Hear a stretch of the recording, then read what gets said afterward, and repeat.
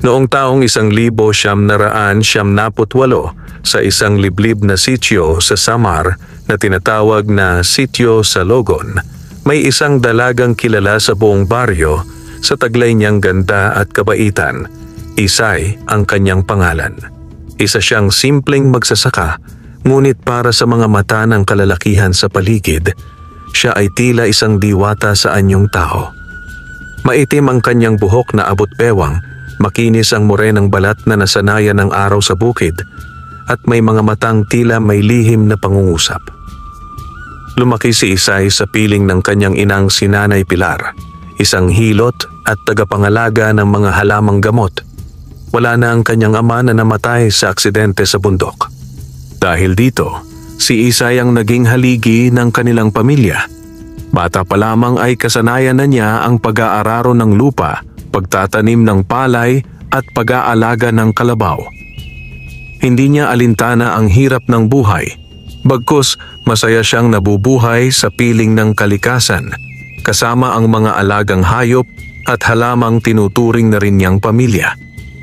Madalas ay kinakausap niya ang mga halaman at puno na parabang nauunawaan nila siya.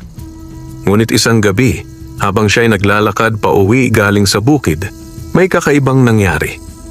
Habang nilalampasan niya ang isang matandang balete sa gilid ng daan, biglang lumamig ang hangin. Tila may bumulong sa kanyang tenga. "Isay!"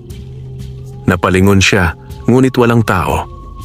Ilang hakbang pa, at sa gilid ng kanyang mata ay may nakita siyang isang lalaking matangkad, maputi, at nakasuot ng puting barong Tagalog na tila yari sa pinong pinya. Ang lalaki ay tila hindi nalalapitan ng alikabok. Wala itong bahid ng putik kahit pa siya ay nakatayo sa madamong bahagi ng daan. "Huwag kang matakot, Isay. Ako si Ignacio." Nanigas ang katawan ni Isay.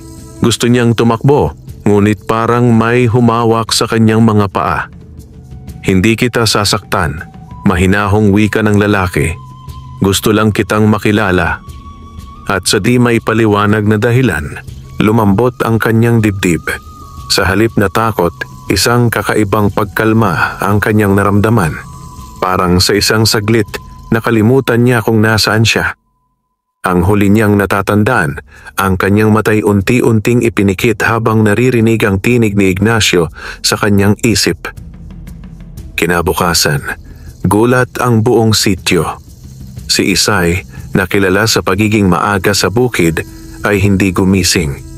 Nakahiga lang siya sa banig, nakadilat ngunit walang malay. Ang kanyang mata ay nakatingin lang sa kisame, ngunit hindi siya kumikibo ni kumikilos. "Nanay Pilar, si Isay po!" Sigaw ng kanilang kapitbahay na si Rosa. Agad na pinuntahan ng ina ang kanyang anak.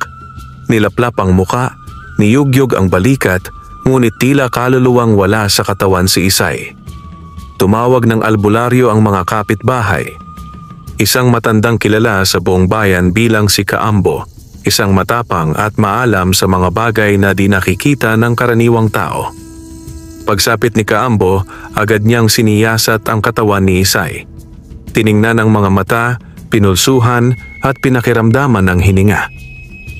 Ang katawan niya ay nasa mundong ito, bulong ni Kaambo, pero ang kaluluwa niya ay dinala sa isang lugar na hindi dapat lapitan ng kahit sino. Biringan, dinala siya sa biringan. Sa paningin ng lahat, si Isay ay parang halaman na walang buhay, nakadilat, walang reaksyon, hindi umiimik ni gumagalaw. Ngunit sa kabilang dako, sa isang lugar na hindi sakop ng ating mundong pisikal, siya ay nagising. Sa isang paraisong hindi niya kailanman nakita sa kanyang buong buhay. Sa kaharian ng biringan.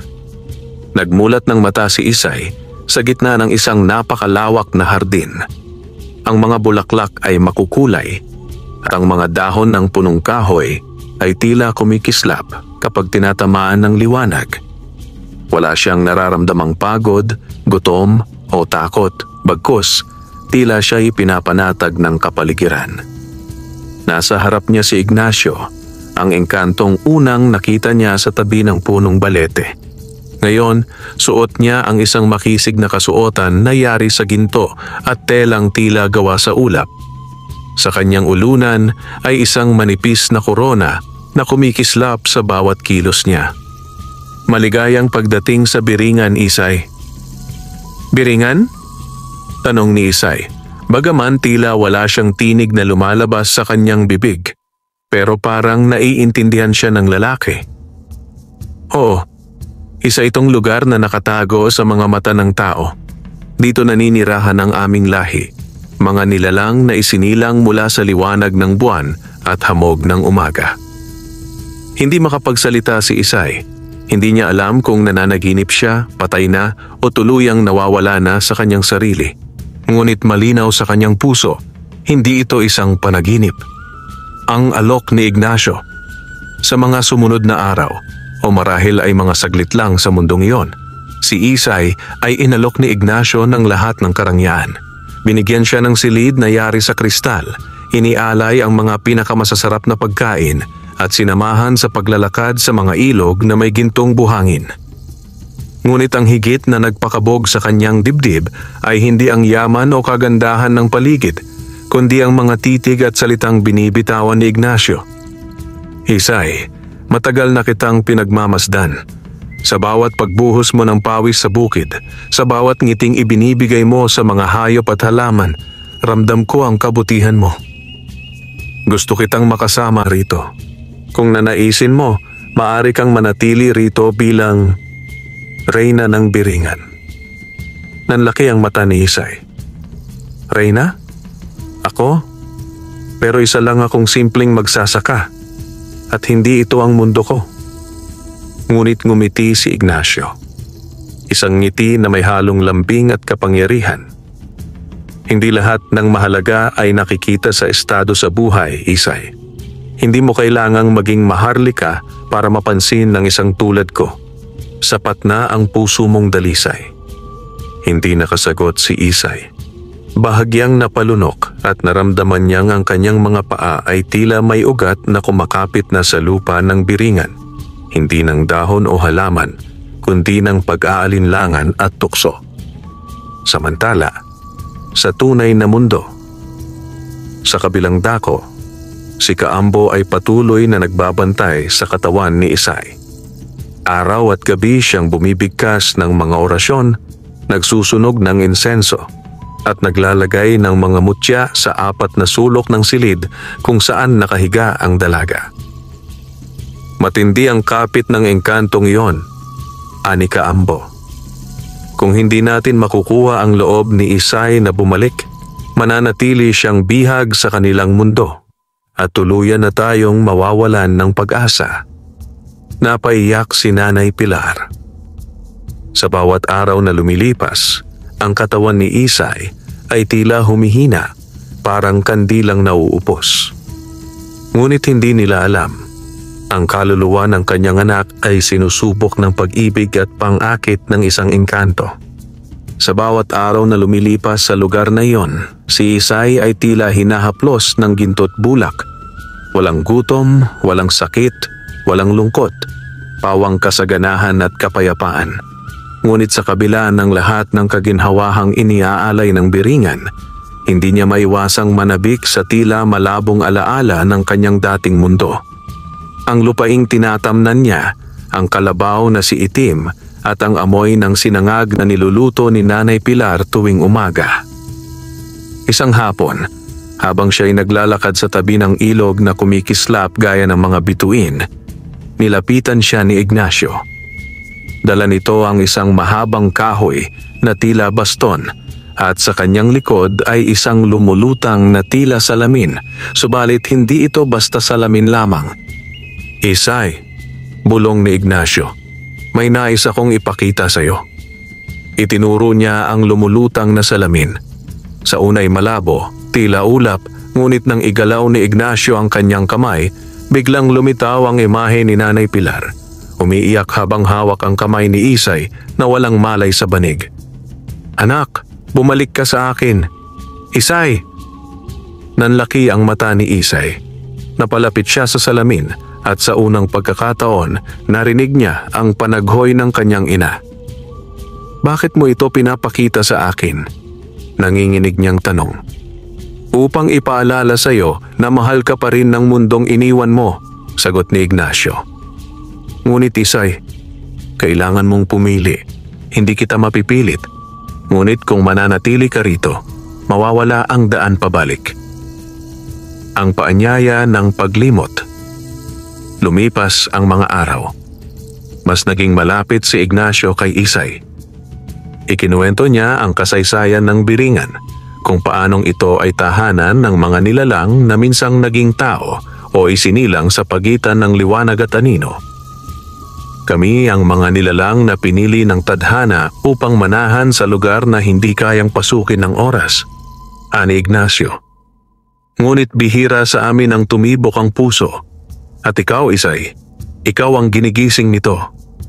Ngunit sa bawat matamis na salita, lumalalim ang pagkalito ni Isay. Totoo bang pag-ibig ito? O isang mahika ng mga engkanto?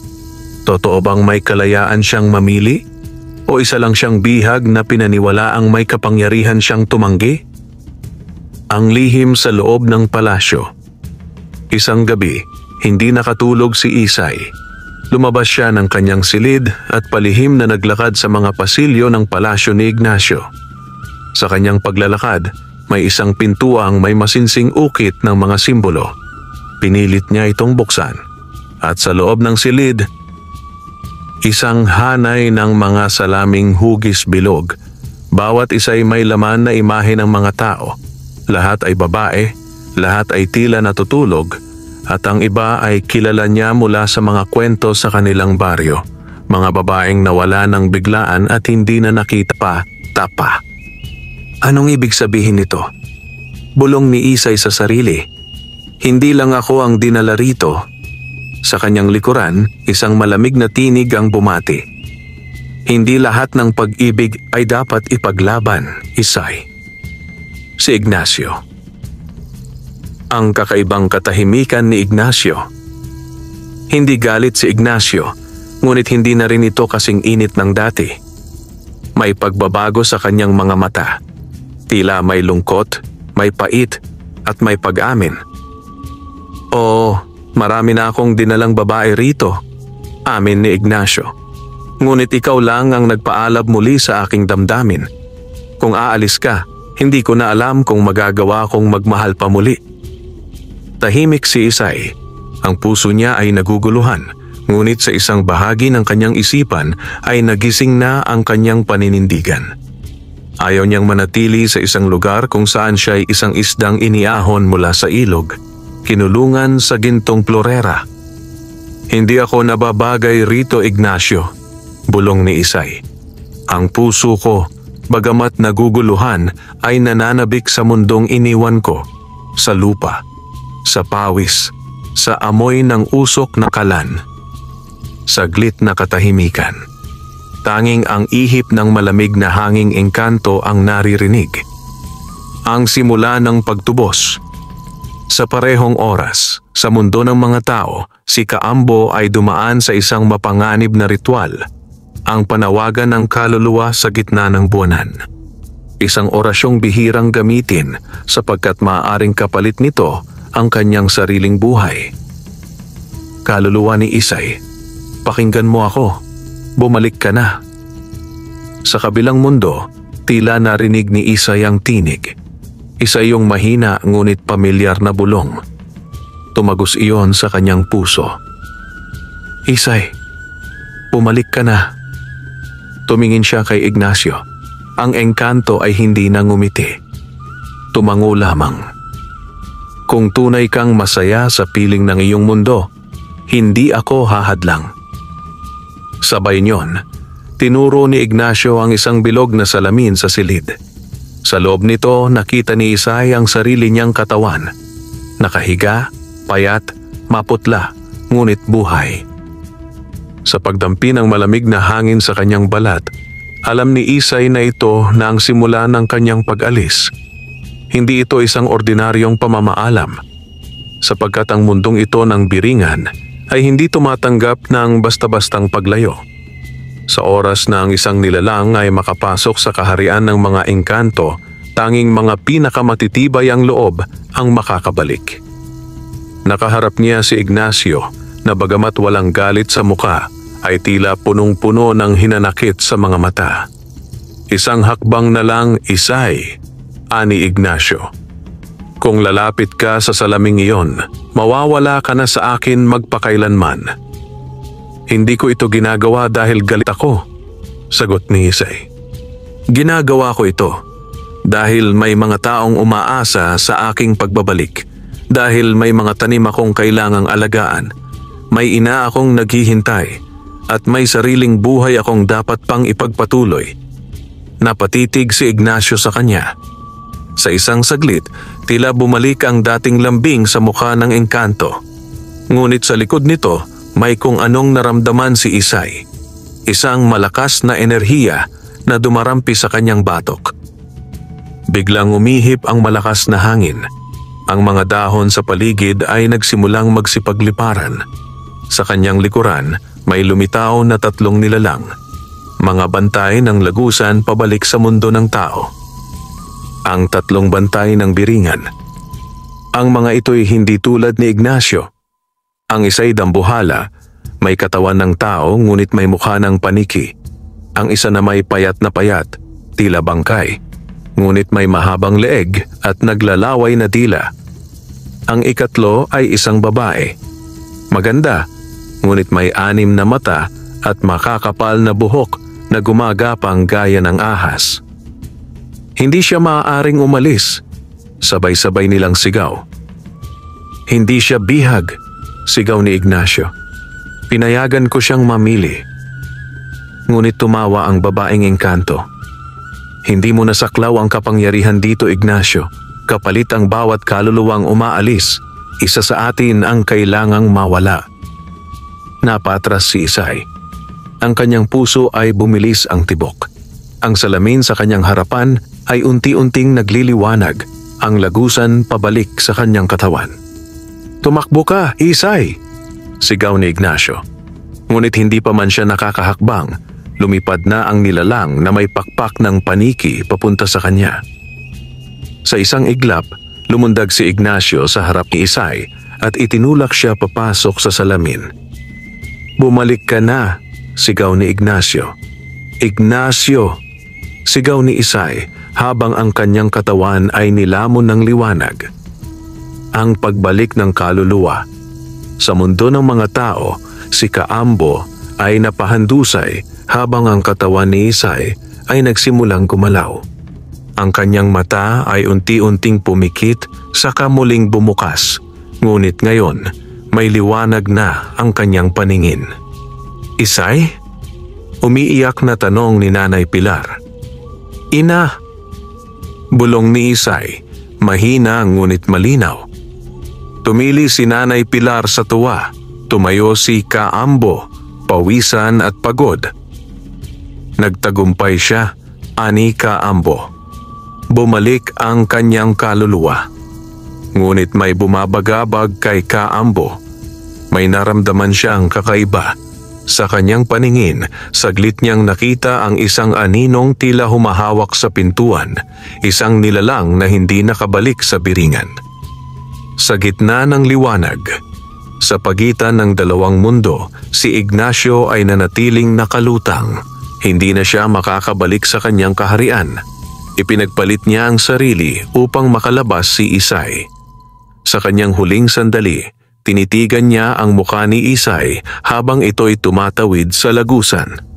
Kung ito man ang huli nating pagkikita, bulong niya, nais kong malaman mong minahal kita kahit ako'y hindi tao. 3 araw matapos bumalik sa kanyang katawan si Isay, unti-unti na siyang nakakagalaw. Mula sa halos 1 buwang pagkakabulagta, ngayon ay nakakapagsalita na siya. Bagamat mahina, malinaw ang bawat salita. Lahat sa sityo ay natuwa, lalo na ang kanyang ina na halos hindi na umalis sa kanyang tabi mula nang siya'y makabalik. Ngunit sa likod ng tuwa, may katahimikang kakaiba sa paningin ni Isay. Sa bawat paggising niya sa umaga, tila may aninong nakatayo sa gilid ng kanyang durungawan. Hindi siya makapagsalita tungkol dito. Dahil sa kanyang pakiramdam, hindi ito panaginip, kundi isang paalala ng mundong kanyang iniwan. Mga bangungot sa gabi. Gabi-gabi ay pare-pareho ang bangungot ni Isay. Siya ay nasa gitna ng gubat, hinahabol ng mga nilalang na wala sa hugis tao, mga matang walang talukap, mga bibig na puno ng itim na likido, mga tinig na parang humuhugot ng hininga mula sa kanyang dibdib. Sa gitna ng lahat, laging nandoon si Ignacio. Nakamasid lamang, tahimik at malungkot ang mga mata. "Bakit ka nandito?" Laging tanong ni Isay sa panaginip. Ngunit hindi ito sumasagot. Tinitigan lang siya at bago siya magising, naririnig niya ang isang mahinang bulong. "Bumalik ka." Ang pagdalaw ni Kaambo. Napansin ni Kaambo ang pagbabago kay Isay. Bagamat gising at malusog na ito, may mga sandaling natitigilan ito habang nakatingin sa kawalan. Minsan ay nagsasalita ito ng mahina, tila may kausap na hindi nila nakikita. Kaya isang gabi, dumalaw si Kaambo sa bahay ni na Isay. "Isay," wika ng albularyo, "may bahagi ng kaluluwa mo na naiwan sa biringan. Binalik nila ang katawan mo, pero may marka ka na ngayon." "Anong klaseng marka, Kaambo?" Kinuha ni Kaambo ang isang salamin. Pinatapat ito kay Isay. Sa unang tingin, wala siyang nakitang kakaiba. Ngunit nang itapat ang salamin sa ilalim ng buwan, isang hugis simbolong bakas ang lumitaw sa kanyang batok, isang pabilog na ukit na tila apoy na umiikot. Tatakiyan ng biringan, ani Kaambo, ang makalabas man sa kanilang mundo, mananatiling minarkahan. At ang marka, minsan, tinatawag pabalik. Ang unang pagkakataong muli niyang narinig si Ignacio. Makalipas ang isang linggo, habang naglalakad sa bukid si Isay, biglang humangin ng malamig. Walang ulap sa langit, ngunit biglang dumilim ang paligid. Napahinto siya sa tabi ng punong balete, ang lugar kung saan unang nagpakita sa kanya si Ignacio. At doon niya narinig ang tinig. "Isay?" Luminga siya. Wala. Ngunit ramdam niyang hindi siya nag-iisa. Ang mga dahon ay tila gumagalaw sa kakaibang ritmo. Humakbang siya palapit sa puno at idinikit ang kanyang palad sa katawan nito. "Hindi kita sinundan para kunin ka muli, kundi para bantayan ka." Nanlumo si Isay. Muling nanariwa ang lahat. Ang lambing ni Ignacio, ang kagandahan ng biringan, at ang sakripisyo nitong ginawang kapalit ng kanyang kalayaan. "Bakit mo pa rin ako binabantayan?" tanong ni Isay habang dumadaloy ang luha sa kanyang pisngi. "Dahil minahal kita at minamahal pa rin kita, kahit hindi na kita kayang hawakan." Ang sumpa ng biringan. Sa gabing iyon, dumating si Kaambo sa bahay nila Isay. Hawak niya ang isang lumang aklat ng orasyon at kwintas na may itim na mutya. "Kung hindi natin puputulin ang koneksyon mo sa biringan," ani Kaambo, "baka unti-unti kang hilahin pabalik. Ang paanyayang naririnig mo, hindi lamang iyon pakiusap, iyon ay sumpa." "Kaya mo bang alisin ito sa akin?" tanong ni Isay. "Kaya," sagot ni Kaambo. "Ngunit may kapalit." "Ano?" "Ang lahat ng alaala mo kay Ignacio, mabubura." Tahimik ang paligid ng bahay ni na Isay. Tanging ang liwanag ng gasera at ang mahinang tiktik ng orasan ang maririnig.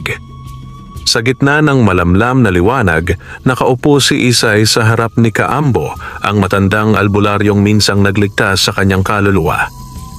Sa harapan nila ay isang maliit na mesa. Nandoon ang itim na mutya, ang lumang aklat ng mga orasyon at isang inukit na basong may tubig ulan, handang gamitin sa ritual ng pagkalas ng alaala sa mundo ng engkanto. "Kapag sinimulan natin ito, Isay," sabi ni Kaambo, "lahat ng alaala mo kay Ignacio, ang bawat halakhak, ang bawat sulyap, ang mga bulaklak sa hardin ng Biringan, ang sakripisyo niya, lahat iyon mawawala. Tahimik si Isay. Hindi dahil wala siyang sagot, kundi dahil mabigat ang pasya. Sa kanyang puso, nabuo na ang damdamin.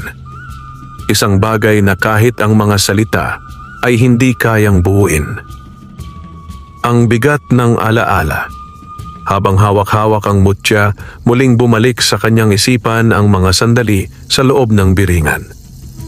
Ang unang araw sa hardin, ang mga gabi ng pag-uusap nila ni Ignacio sa ilalim ng gintong buwan. Ang pagtingin nito sa kanya, tila siya lamang ang babae sa lahat ng nilalang. At higit sa lahat, ang sakripisyong ginawa nito upang makabalik siya. Hindi ba't pag-ibig din iyon? Tanong ni Isay sa sarili. Kahit engkanto siya, tunay naman ang ipinadama niya. Ngunit sa kabila ng damdamin, hindi niya rin maikakaila ang isa pang katotohanan. Ang aninong sumusunod sa kanya, ang bangungot, ang tinig na bumubulong sa gabi. Hindi siya ganap na ligtas. Hindi siya ganap na malaya. Ang tanong ni Kaambo, isang beses lang ito pwedeng gawin. Ulit ni Kaambo. Pag pinili mong manatili alaala, tanggapin mo ang panganib. Pero kung pipiliin mong kalasin ang lahat, hindi mo na siya maaalala kailanman. Para siyang panaginip na hindi mo na magugunita. Umiyak si Isay, tahimik ngunit masakit. Tila sa kanyang puso, may dalawang boses na naglalaban. Isa ang nagsasabing, "Piliin mo ang sarili mo, Isay. Lumaya ka." At ang isa'y bulong ni Ignacio, "Minahal kita. Hindi mo kailangang burahin iyon." Ang pasya. Matagal siyang nanahimik. Tiningnan ang kanyang mga kamay, ang palad na minsang hinawakan ni Ignacio.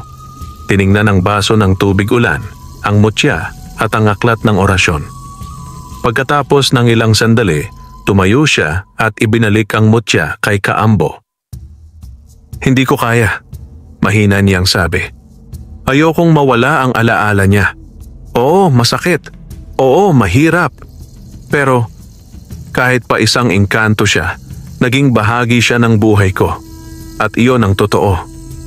Kung ako'y mamumuhay sa takot habang dala ang kanyang alaala, mas pipiliin ko na lang matutong mamuhay kasama ito kaysa sa mawalan ng isang bahagi ng puso ko." Napatingin si Kaambo sa kanya. Saglit itong natahimik, saka dahan-dahang tumango. "Kung iyan ang iyong pasya, igagalang ko." Ang babala ng matanda. Bago tuluyang umalis si Kaambo, may iniwan siyang babala. Ang mga alaala ay parang pinto. Kapag hindi isinara, maaaring pasukin muli.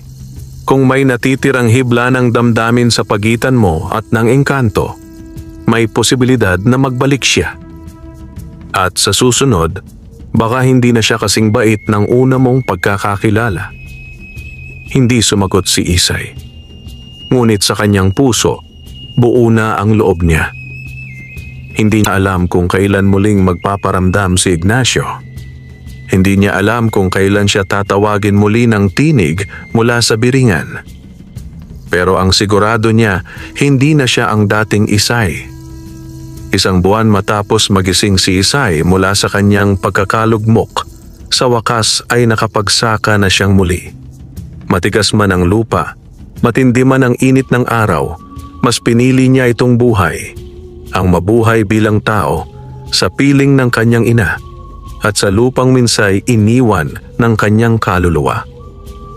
Ngunit hindi pa rin siya lubusang panatag. Sa bawat buwan ng buo, tuwing bilog ang buwan, nanunuot sa kanyang balat ang kakaibang lamig. Parang may mga matang nakasilip sa likod ng damuhan. Parang may mga yapak sa lupa na hindi naman sa kanya. At sa tuwing sisilip siya sa bintana ng kanilang kubo, palaging may itim na aninong nakatayo sa may punong balete. Ang paalala ni Kaambo. Bago siya tuluyang iwan ni Kaambo, nagbili nito. Sa ika-40 gabi mula nang makabalik ka, kapag ang buwan ay buo at maliwanag, huwag kang lalabas ng bahay. At huwag na huwag kang titingin sa mata ng aninong tatawag sa'yo sapagkat iyon ay hindi na si Ignacio. Hindi maipaliwanag ni Isay kung bakit. Ngunit sa kabila ng babala, may bahagi ng puso niyang naghihintay. Hindi dahil gusto niyang bumalik sa Biringan, kundi dahil hindi niya matanggap na iyon na ang wakas. Gusto niyang malaman, totoo bang hindi na siya muling makikita ni Ignacio? O may tinatago pa ang engkanto? Ang gabi ng buwanang buo. Dumating ang gabi. Ang buwan ay maliwanag. Mas maliwanag pa kaysa sa karaniwang gabi. Ang mga dahon ng saging ay tila pilak sa sinag ng buwan. Tahimik ang buong sityo at ang mga aso ay tila alumpihit. May huni ang mga paniki sa may kakahuyan at ang mga insekto ay biglang nawala sa paligid. Nasa loob si Isay kasama si Nanay Pilar. Nakatirik ang 3 kandilang itim sa loob ng bahay, alinsunod sa bilin ni Kaambo. Ngunit sa kalagitnaan ng katahimikan, tok, tok, tok. 3 malalakas na katok sa kanilang pintuan. Napapitlag si Isay. Ang kanyang inay agad na lumapit pero pinigilan siya ng dalaga. "Nay, ako na po." Nilapitan ni Isay ang pintuan. Hinawakan ang trangka. Walang nagsasalita sa labas, ngunit ramdam niyang may naroon. Hindi niya ito binuksan, ngunit sa likod ng bintana, may boses na tumawag. "Isay, ako ito. Lumabas ka, kahit sandali lang. Gusto kitang makita." Ang tinig. Hindi siya nagkamali. Tinig yon ni Ignacio. Ang matinding tukso. Lumapit siya sa bintana at sa pag-angat niya ng tabing, nakita niya ang lalaking matagal na niyang iniiwasan. Nakatayo ito sa ilalim ng puno, suot ang puting barong, malinis at tila hindi nagbago. Tila siya ay muling bumalik sa unang pagkakataon nilang nagkita. "Bakit ka nandito?" tanong ni Isay, mahina ngunit matatag. "Dahil may kulang pa," sagot ng engkanto. "Akala ko kaya kong hayaan kang lumayo, Isay. Pero gabi-gabi, sa mga panaginip ko, naririnig ko ang pangalan mo.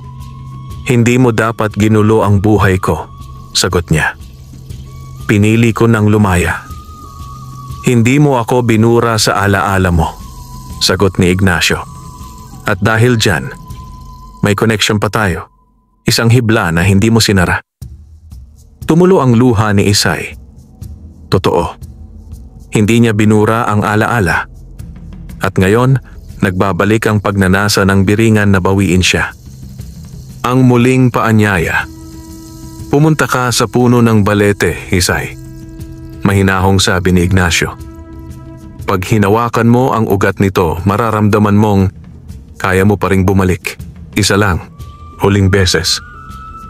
Tinitigan niya ang engkanto, ngunit hindi siya lumapit, hindi siya gumalaw.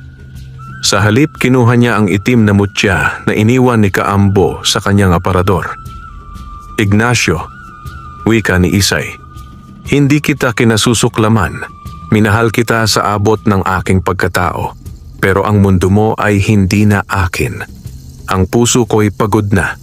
Kaya kung may koneksyon pa tayong natitira, ngayon ko ito puputulin."